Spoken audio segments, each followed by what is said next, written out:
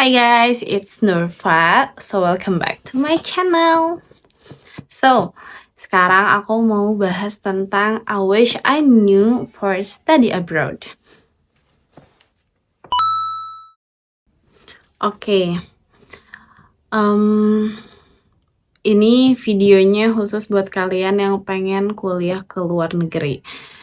Tapi tidak menutup kemungkinan sih bagi teman-teman yang kuliah pengennya juga di dalam negeri misalnya.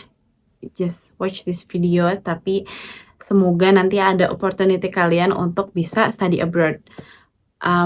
Paling enggak cobain exchange, ini akan seru banget buat kalian. So this is my point. First thing first, kuliah di luar negeri harus sungguh-sungguh. Seperti yang aku bilang tadi, mungkin di sini ada beberapa yang nonton yang pengen kuliah di dalam negeri gitu. Ini bukan menutup kemungkinan bahwa kuliah di dalam negeri itu nggak harus sungguh-sungguh. Tapi yang mau aku tekankan di sini adalah buat kalian yang pengen kuliah ke luar negeri itu harus banget bersungguh-sungguh, karena kalian 2 kali lipat gitu, 2 kali lipat dalam arti kalian ke luar negeri untuk belajar gitu. Sedangkan orang-orang yang di dalam negeri, ya maksudnya masih dalam lingkup kalian gitu, yang mana mungkin dari segi budaya juga ya sama gitu. Sungguh-sungguhnya tuh dalam arti sungguh-sungguh belajar dan banyak hal gitu. Banyak halnya. Pertama, alasannya adalah biayanya itu mahal. Biaya di luar negeri tuh gak semurah itu guys. Maksudnya kayak kalau kita ngelihat orang-orang yang di dalam negeri, mungkin kita bisa menjangkau semua itu dengan rupiah. Tapi kalau di luar negeri kan beda lagi, karena mata uangnya aja udah beda gitu. Jadi kita harus bener-bener serius untuk itu, karena biayanya mahal. Kita lihat SPP lah katakanlah. SPP di luar negeri itu 2 kali lipat lebih mahal. Karena kayak 2 kali lipat lebih mahal tuh untuk international student. Misalnya aku orang Indonesia terus aku kuliah ke Malaysia, itu akan di-double, di 2 kali lipat kan, karena kita as an international students bukan lokal gitu. Makanya kayak mahal banget cuy gitu. Terus kayak di kehidupan sehari-hari juga kita jajan mahal. Terus kayak semua-muanya juga karena kita kayak dari segi mata uangnya aja kita harus mikir lagi 2 kali gitu. Kayak contohnya aku, misalnya kayak kemarin waktu aku di Malaysia, aku bener-bener kalau misalnya kayak belanja tuh kayak ngeliat lagi, ini rupiahnya berapa ya? Misalnya kayak pas belanja tuh kayak lihat misalnya berapa ringgit, 49 ringgit, ih rupiahnya berapa ya? Jadi aku harus ngali-ngaliin lagi dulu gitu loh, kayak sedih banget. Makanya kayak harus belajar sungguh-sungguh. Dan yang kedua, kenapa harus belajar sungguh-sungguh? Karena tingkat belajar orang lokal itu tinggi banget. Tinggi dalam arti mereka tuh punya, apa ya, aku nggak tahu kenapa khususnya di Malaysia, kemarin tuh aku melihat teman-teman aku tuh, khususnya orang lokal, punya kapasitas belajar yang tinggi. Kapasitas belajar yang bener-bener, kayak tau gak sih, belajar terus gitu. Terus kayak aku nggak ngerti, di kampusnya aja, di perpus, mereka tuh kayak bisa sampai malam. Karena kan mereka banyaknya di asrama di dalam kampus gitu. Jadi kayak mereka bisa pulang pergi ke kampus, ke perpus itu kayak bener-bener sampai malam, sampai pagi lagi. Apalagi waktu ujian. Ya Allah, waktu ujian tuh kayak mereka tuh bener-bener yang kayak, tau gak sih, kayak full banget perpustakaan tuh. Sampai aku aja waktu itu pernah kayak ke perpus, terus pada saat ujian ya, terus ujian sama gabung sama anak-anak 1 gitu. Terus bener-bener penuh banget, jadi kita gak akan bagian tempat. Makanya kayak, ya Allah, itu highly motivated kita untuk semangat lagi belajarnya lebih bersungguh-sungguh daripada mereka gitu, padahal mereka orang lokal gitu. Terus yang ketiga, international student diekspektasikan lebih oleh mereka.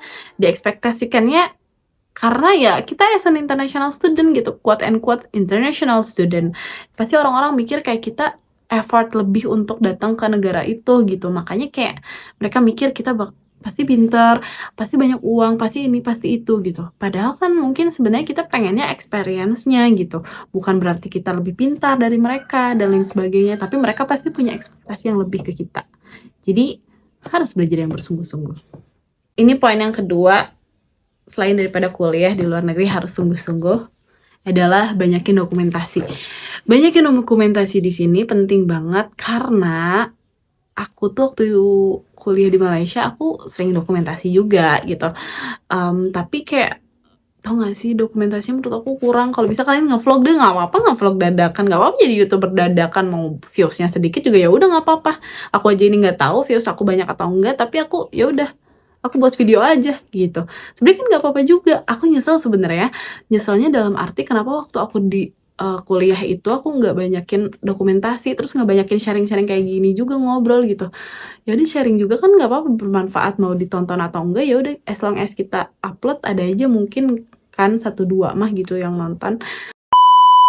Apalagi vlog, kalau vlog lebih berkesan lagi karena ketika kita buat video terus kita nanti akan nonton sendiri lagi juga, terus kayak kita jadi remind the memories itself gitu. Jadinya kayak nggak apa namanya, nggak tidak berguna gitu guys.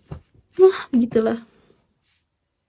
Terus yang ketiga, bahasa Inggris nggak harus fasih. Kenapa aku bilang? Karena di sana juga orang-orang tuh nggak fully, kecuali di negara-negara yang mother language-nya Inggris ya.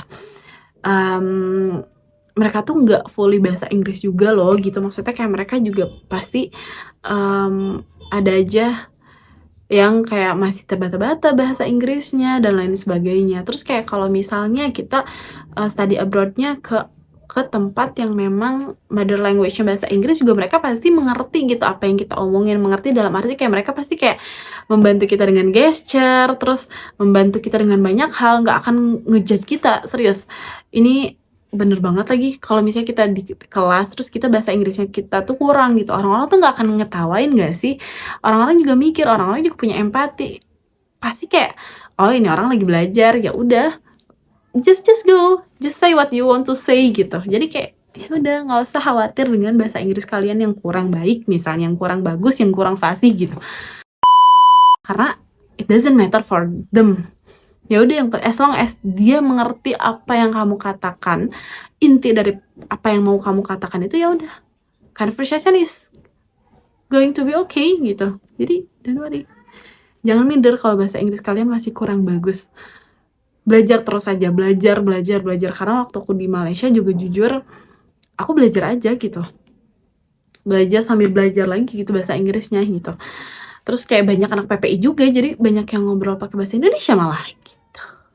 Yang keempat adalah, of course, karena kita di luar negeri, manfaatkan relasi internasional.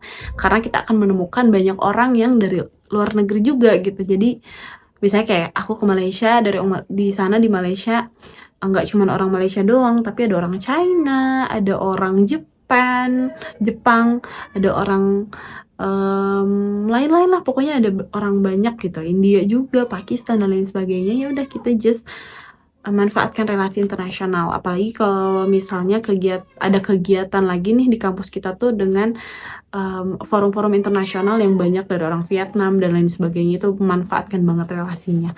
Karena ya kita nggak tahu ya kalau misalnya relasi itu nanti akan kita butuhkan di kapan gitu. Just perbanyak aja silaturahmi. Terus dan ternyata itu aja. I wish I knew for study abroad-nya. Semoga bisa tercerahkan dan semoga bisa dipersiapkan lagi bagi teman-teman yang mau study abroad. Semoga lancar dan semoga bisa dapat apa yang kalian inginkan. Udah, itu aja dari aku. Bye. Thank you so much.